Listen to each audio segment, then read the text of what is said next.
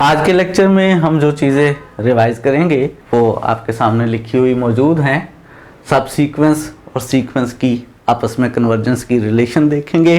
हम देखेंगे कि कंप्लीट मैट्रिक्स स्पेस किसको कहते हैं, कैंटर इंटरसेक्शन थ्योरम क्या होता है, सेपरेबल मैट्रिक्स स्पेसेस क्या होती है, नोवेयर डेंस सेट किसको कहते हैं। लास्ट लेक्चर में हमने कन्वर्जेंट सीक्वेंस के बारे में देखा था, कॉशी सीक्वेंस के बारे में देखा था, बाउंडेड सीक्वेंस के बारे में देखा था और डेंस सेट के बारे में देखा था। उन्हीं बातों की कंटिन्यूशन करने लगे हैं। सबसे पहली बात हम इस वक्त करने ये लगे हैं कि क्या रिलेशन है सीक्वेंस और सब सीक्वेंस की कन्वर्जेंस में। अगर कोई सीक्वेंस कन्वर्जेंट हो तो क्या उसकी सब सीक्वेंस कन्वर्जेंट होगी या नहीं होगी, और अगर किसी सीक्वेंस की सब सीक्वेंस कन्वर्जेंट हो तो खुद सीक्वेंस कन्वर्जेंट होगी या नहीं होगी। थ्योरम हमारे पास ये है आपके सामने कि अगर xn एक सीक्वेंस है मैट्रिक्स स्पेस में, xn अगर किसी x को कन्वर्ज कर रही है तो फिर उसकी हर सब सीक्वेंस भी x को ही कन्वर्ज करेगी, और अगर किसी सीक्वेंस की हर सब सीक्वेंस किसी एलिमेंट x को कन्वर्ज करे तो फिर सीक्वेंस भी x को ही कन्वर्ज करेगी। यानी सीक्वेंस और सब सीक्वेंसेस की कन्वर्जेंस की ये रिलेशन है हमारे पास कि अगर कोई सीक्वेंस कन्वर्जेंट हो और किसी नंबर को कन्वर्ज करे तो उसकी हर सब सीक्वेंस भी उसी नंबर को कन्वर्ज करेगी, और अगर किसी सीक्वेंस की हर सब सीक्वेंस किसी नंबर को कन्वर्ज करे तो फिर सीक्वेंस भी उसी नंबर को कन्वर्ज करेगी। लेकिन अगर सीक्वेंस की सब सीक्वेंसेस सब कन्वर्जेंट ना हो, कुछ कन्वर्जेंट हो कुछ डाइवर्जेंट हो, या सब सीक्वेंसेस कन्वर्जेंट हो लेकिन डिफरेंट नंबर्स को कन्वर्ज कर रही हो, तो फिर सीक्वेंस की कन्वर्जेंस के बारे में हम क्या कह सकेंगे, कुछ भी नहीं कह सकेंगे। एक ऐसी एग्जांपल लेने लगे हैं जिस सीक्वेंस की सब सीक्वेंसेस कन्वर्जेंट हैं लेकिन सीक्वेंस खुद कन्वर्जेंट नहीं है, डाइवर्जेंट है। मिसाल के तौर पे आपके पास इस वक्त सीक्वेंस है -1 की पावर n। ये जो सीक्वेंस है -1 की पावर n, इसकी सब सीक्वेंसेस ऐसी मौजूद हैं जो कन्वर्जेंट हैं। हम पहले भी देख चुके हैं 1 1 1 एक इसकी सीक्वेंस सब सीक्वेंस ले सकते हैं, इस तरह से -1 -1 सो ऑन सब सीक्वेंस ले सकते हैं। ये दोनों सब सीक्वेंसेस इसकी कन्वर्जेंट हैं लेकिन ये सीक्वेंस खुद कन्वर्जेंट नहीं है। इसकी सब सीक्वेंस 1 1 1 1 को कन्वर्ज कर रही है, सीक्वेंस इटसेल्फ जो है वो कन्वर्जेंट नहीं है। ये बात हमने लास्ट टाइम भी देखी थी कि अगर एक सीक्वेंस की सब सीक्वेंसेस डिफरेंट नंबर्स को कन्वर्ज करें तो फिर वो सीक्वेंस कन्वर्ज नहीं करती है। ये तो रिलेशन थी सीक्वेंस और सब सीक्वेंसेस की आपस में कन्वर्जेंस की रिलेशन। अगर एक सीक्वेंस कॉशी हो तो लास्ट टाइम हमने कहा था कि ज़रूरी नहीं है कि वो कन्वर्ज करती हो। कॉशी सीक्वेंस कन्वर्ज भी कर सकती है, कॉशी सीक्वेंस डाइवर्ज भी कर सकती है, अलबत्ता कन्वर्जेंट सीक्वेंस हमेशा कॉशी होती है। क्या कोई ऐसा क्राइटेरिया है जिस बेस पर हम डिसाइड कर सकें कि कोई कॉशी सीक्वेंस कब कन्वर्जेंट होगी? जी बिल्कुल, ऐसा क्राइटेरिया है हमारे पास। और वो क्राइटेरिया क्या है? वो क्राइटेरिया ये है कि अगर एक सीक्वेंस कॉशी हो और उसकी सब सीक्वेंस आपको मिल जाए जो कन्वर्जेंट है तो फिर कंफर्म है कि सीक्वेंस खुद भी कन्वर्जेंट होगी। कॉशी सीक्वेंस की अगर आपको कन्वर्जेंट सब सीक्वेंस मिल जाए तो श्योरिटी है कि वो सीक्वेंस कन्वर्जेंट होगी, और अगर कॉशी सीक्वेंस खुद कन्वर्जेंट है तो फिर तो हमें पता है कि हर कन्वर्जेंट सीक्वेंस की सब सीक्वेंसेस जो होती हैं वो क्या करती हैं, वो भी उसी नंबर को कन्वर्ज करती हैं जिस नंबर को सीक्वेंस कन्वर्ज कर रही हो। तो कॉशी सीक्वेंस कन्वर्जेंट होगी if and only if it has a convergent सब सीक्वेंस। अगर आपको एक कॉशी सीक्वेंस की कन्वर्जेंट सब सीक्वेंस मिल जाए तो श्योरिटी है कि फिर वो कॉशी सीक्वेंस कन्वर्जेंट होगी। जहन में क्वेश्चन ये पैदा होता है कि क्या हर कॉशी सीक्वेंस कन्वर्जेंट नहीं हो सकती, और नेक्स्ट जो हम डेफिनेशन करने लगे हैं वो इसी बात को डील करती है कि ऐसा हो सकता है कि किसी मैट्रिक्स स्पेस की हर कॉशी सीक्वेंस कन्वर्जेंट हो। ये डिपेंड करेगा मैट्रिक्स स्पेस के ऊपर। ऐसी मैट्रिक्स स्पेस जिसकी हर कॉशी सीक्वेंस कन्वर्जेंट हो हम उसको कंप्लीट मैट्रिक्स स्पेस कहते हैं। कंप्लीट मैट्रिक्स स्पेस हम कहते हैं एक ऐसी मैट्रिक्स स्पेस को जिसकी हर कॉशी सीक्वेंस क्या हो, कन्वर्जेंट हो। ऐसी मैट्रिक्स स्पेस जिसकी हर कॉशी सीक्वेंस कन्वर्जेंट हो हम उसको कंप्लीट मैट्रिक्स स्पेस कहते हैं। ऐसी कौन कौन सी मैट्रिक्स स्पेसेस हमारे पास मौजूद हैं जो कंप्लीट हैं, देखते हैं कुछ एग्जांपल्स। R जो है वो कंप्लीट मैट्रिक्स स्पेस है, Rn Euclidean space complete matrix space है, कॉम्प्लेक्स नंबर्स का सेट जो है वो एक कंप्लीट मैट्रिक स्पेस है। यूनिटरी स्पेस Cn को हम यूनिटरी स्पेस कहते हैं, ये भी हमारे पास एक कंप्लीट मैट्रिक स्पेस है। All continuous functions defined on A B, जिसमें हमने मैट्रिक डिफाइन किया था सुप्रीमम की मदद से या मैक्सिमम की मदद से, वो एक कंप्लीट मैट्रिक स्पेस है। द स्पेस L इंफिनिटी और space LP P greater equal to 1 के लिए, ये सारी स्पेसेस जो हैं वो कंप्लीट मैट्रिक स्पेसेस हैं। इतनी सारी कंप्लीट मैट्रिक स्पेसेस देखने के बाद जहन में क्वेश्चन पैदा ये होता है कि क्या ऐसी मैट्रिक स्पेसेस भी हैं जो कंप्लीट नहीं हैं? बिल्कुल ऐसी मैट्रिक स्पेसेस भी हैं जो कंप्लीट नहीं हैं। इससे पहले भी हम ऐसी एग्जांपल देख चुके हैं कि जिसमें मैट्रिक स्पेस के अंदर सीक्वेंस कॉची तो है लेकिन कन्वर्जेंट नहीं है। कौन सी एग्जांपल हमने देखी थी? हमने एग्जांपल देखी थी जो मैट्रिक स्पेस ओपन इंटरवल 0 1 है, ये कंप्लीट नहीं है। इसके अंदर हमने एक ऐसी सीक्वेंस देखी थी जो कॉची है लेकिन कन्वर्जेंट नहीं है। वो कौन सी सीक्वेंस थी? वो थी 1/n। ये जो इस वक्त आपके सामने मैंने मैट्रिक स्पेस लिखी है 0 1, ये बेसिकली मैट्रिक स्पेस R का एक सबसेट है। हम कह सकते हैं ये R की एक सब स्पेस है। जो सब स्पेस होती है किसी मैट्रिक स्पेस की, क्या वो भी कंप्लीट होती है या नहीं होती? सब स्पेस मैट्रिक स्पेस की कंप्लीट हो भी सकती है और कंप्लीट नहीं भी हो सकती। नेक्स्ट रिजल्ट जो है वो हमें ये बता रहा है ए सब space of A matric space is not always complete. मिसाल के तौर पे हमने देखा ये है कि 0 1 जो है ये हम पहले देख चुके हैं, ये कंप्लीट नहीं है। लेकिन क्या हो सकती है किसी मैट्रिक स्पेस की सब स्पेस कंप्लीट? जी बिल्कुल हो सकती है। किन कंडीशंस में हो सकती है? वो कंडीशंस जो हैं यहाँ पर हम देखने लगे हैं कि सब space of A matric space is complete if and only if it is a close set. एक मैट्रिक स्पेस की आप सब स्पेस लें, वो सब स्पेस कंप्लीट होगी अगर वो क्लोज सेट हो। अगर वो क्लोज सेट ना हो तो फिर वो कंप्लीट नहीं होगी। मिसाल के तौर पे मैट्रिक स्पेस आपके पास R है और आप इसकी सब स्पेस लें, से मैं इसका नाम X रख लेता हूं। ये क्लोज इंटरवल 0 से 1 लें।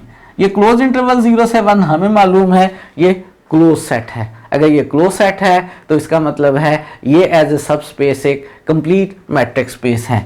ये कैसी मैट्रिक स्पेस है? ये कंप्लीट मैट्रिक स्पेस है। इसके अंदर जब भी आप ऐसी सीक्वेंस ढूंढ लेंगे जो कॉची होगी तो श्योरिटी है कि वो कन्वर्जेंट भी जरूर होगी।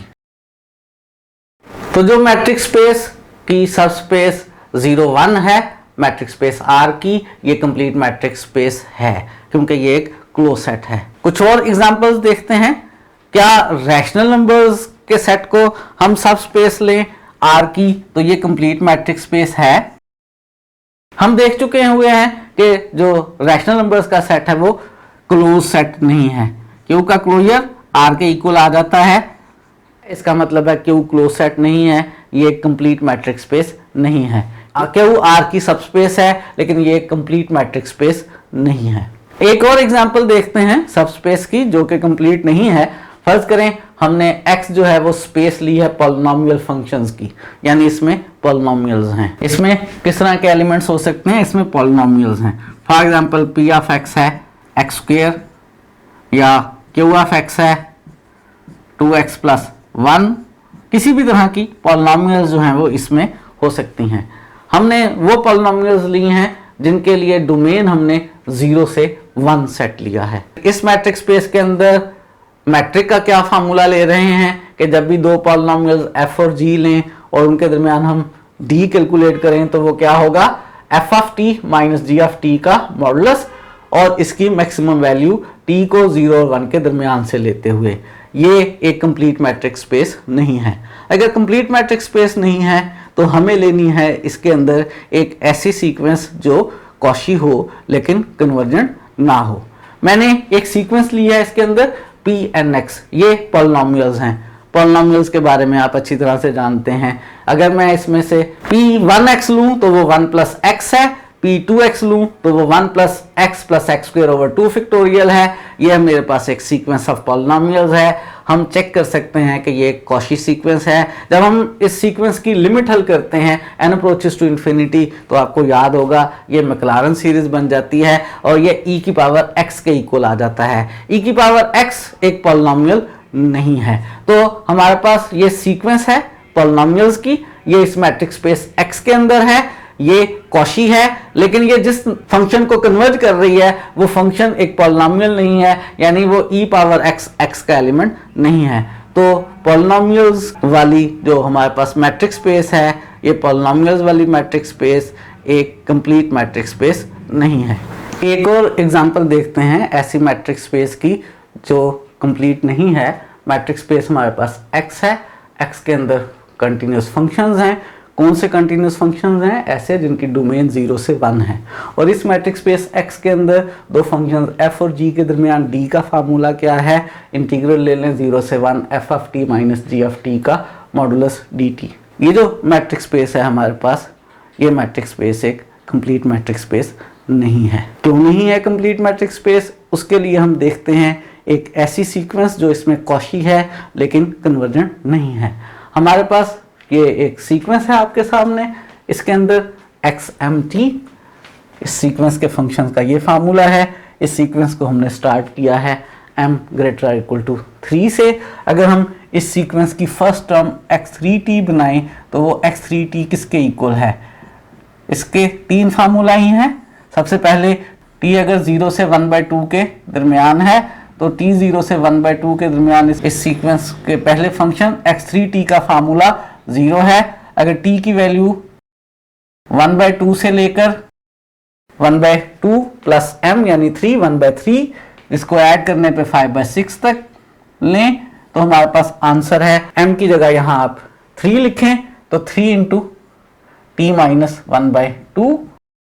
और अगर t 1/2 प्लस 1/m से ग्रेटर इक्वल यानी 5/6 से ग्रेटर इक्वल हो और 1 तक हो तो इसका फार्मूला 1 है। ये मैंने इस सीक्वेंस का पहला फंक्शन x3t बनाया है।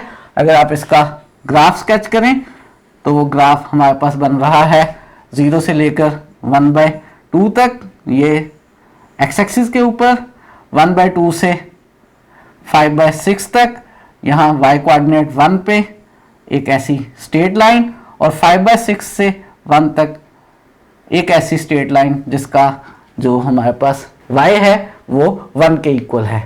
इसी तरह से इस सीक्वेंस के बाकी एलिमेंट्स आप देख सकते हैं, ये सारे कंटिन्यूस फंक्शंस हैं, यानी ये इस मैट्रिक्स स्पेस में एलिमेंट्स हैं। इस सीक्वेंस के एलिमेंट्स का जब आपस का डी कैलकुलेट करें यानी dxm और dxn तो वो लेसर इक्वल टू हर एप्सिलॉन आता है, यानी ये कॉशी सीक्वेंस है। लेकिन ये जो हमारे पास कॉशी सीक्वेंस बन रही है, ये कॉशी सीक्वेंस कन्वर्जेंट नहीं है।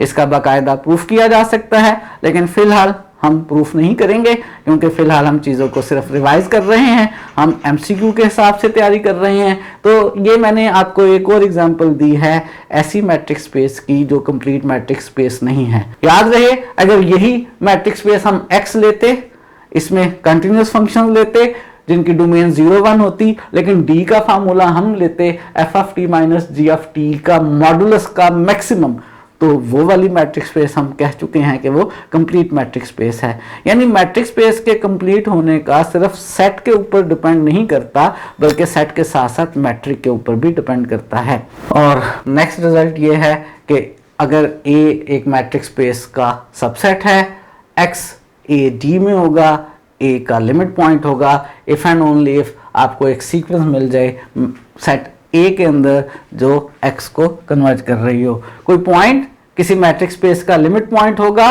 सिर्फ और सिर्फ उस सूरत में जब आपको उस सेट के अंदर एक सीक्वेंस मिले जो उस नंबर X को कन्वर्ज कर रही हो। इसी थ्योरम को ऐसे भी कहा जा सकता है कि X belongs to A closure, if and only if. बाकी सारी यही बात, क्या इफ एंड ओनली इफ आपको एक सीक्वेंस मिल जाए सेट A के अंदर जो कन्वर्ज करे किसको, X को। अगर तो X एलिमेंट A का हो फिर तो वो सीक्वेंस ढूंढना बहुत आसान है। अगर X A का एलिमेंट है तो सीक्वेंस आप कांस्टेंट सीक्वेंस बना ले X X X, वो सीक्वेंस यकीनन X को कन्वर्ट करेगी। लेकिन अगर X जो एलिमेंट हम A D में से ले रहे हैं या A क्लोजर में से ले रहे हैं वो A में मौजूद ना हो और A का लिमिट पॉइंट हो, तो तब भी एक सीक्वेंस आपको जरूर मिल जाएगी जो सेट के अंदर होगी और जो उस नंबर X को कन्वर्ज करेगी। ये बात थी सीक्वेंस की कन्वर्जेंस की और लिमिट पॉइंट की। एक और बात देख लेते हैं कि डिस्क्रीट मैट्रिक स्पेस जो है वो कब कंप्लीट होगी। क्या ख्याल है, डिस्क्रीट मैट्रिक स्पेस कंप्लीट होगी या नहीं होगी? डिस्क्रीट मैट्रिक स्पेस जो है वो हमेशा ही कंप्लीट होगी। डिस्क्रीट मैट्रिक स्पेस के अंदर हर कॉची सीक्वेंस जो है वो हमेशा कन्वर्जेंट हुआ करेगी। क्यों भला?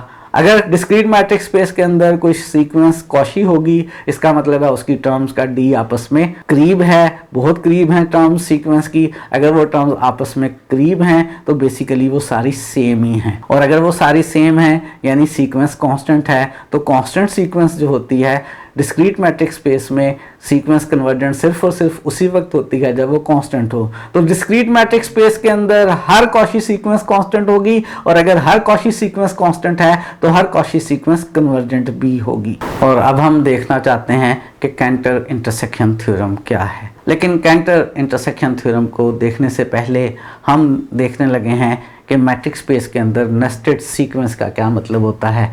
अगर आपके पास एक मैट्रिक स्पेस है, उस मैट्रिक स्पेस के अंदर आपके पास एक सबसेट्स हैं, सबसेट्स की सीक्वेंस है, नॉन एम्प्टी सबसेट्स हैं, और दो खूबियां इनमें मौजूद हैं। एक खूबी ये कि हर नेक्स्ट सेट जो है इस सीक्वेंस का वो प्रीवियस सेट का सबसेट है, यानी सबसेट्स छोटे होते चले जा रहे हैं।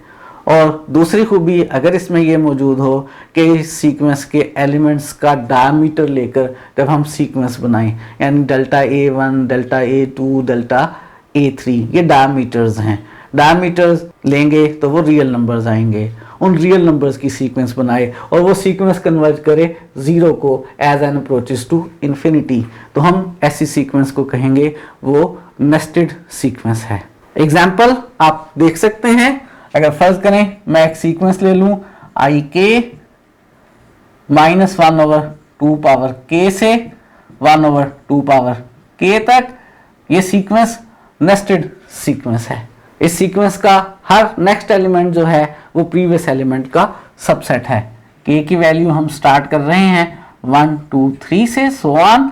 इस सीक्वेंस का हर एलिमेंट प्रीवियस एलिमेंट का सबसेट है, और इस सीक्वेंस के अगर हम डायमीटर्स कैलकुलेट करें, डायमीटर इस सीक्वेंस के हर एलिमेंट का कैसे निकलेगा?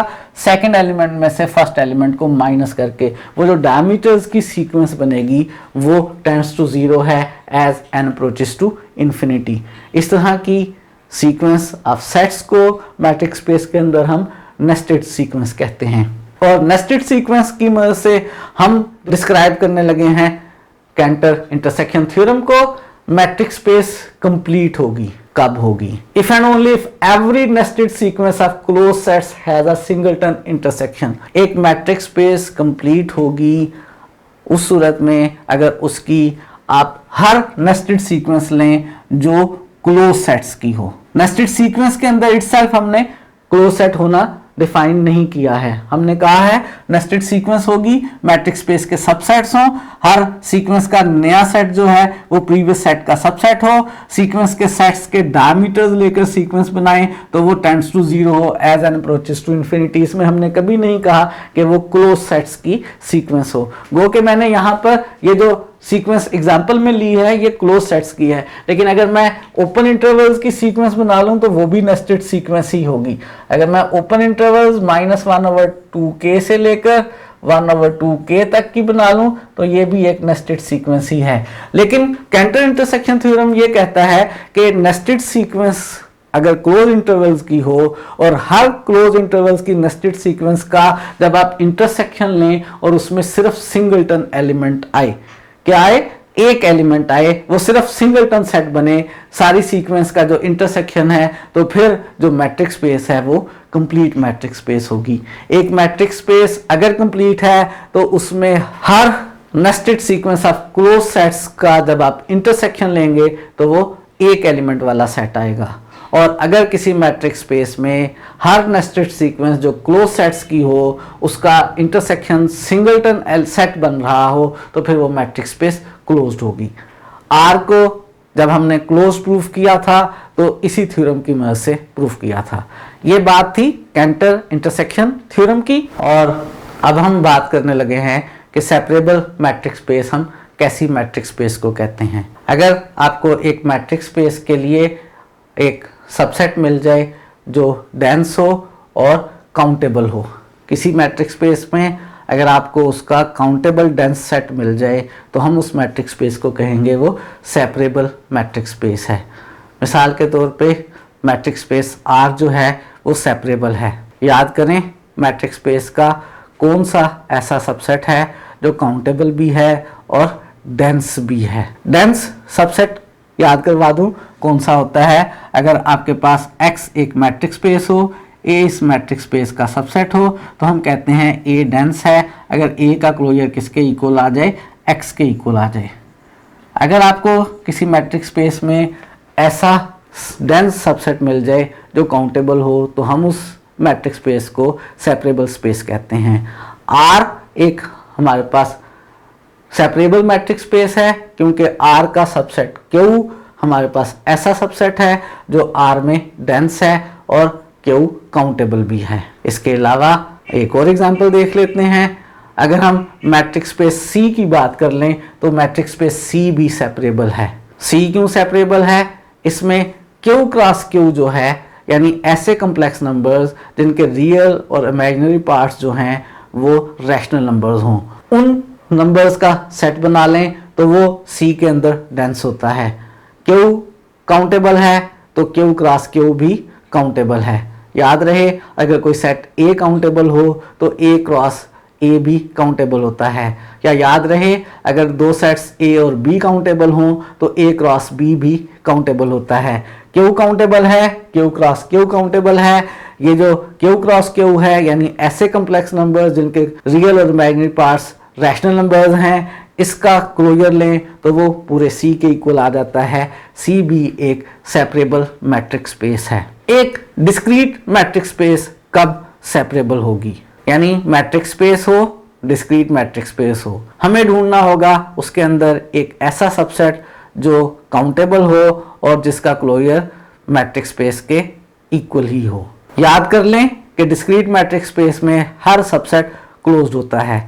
यानी अगर मैं कोई एक डिस्क्रीट मैट्रिक्स स्पेस ले लूं X और मैं उसका सबसेट A लूं तो A का क्लोजर A के इक्वल आ जाएगा।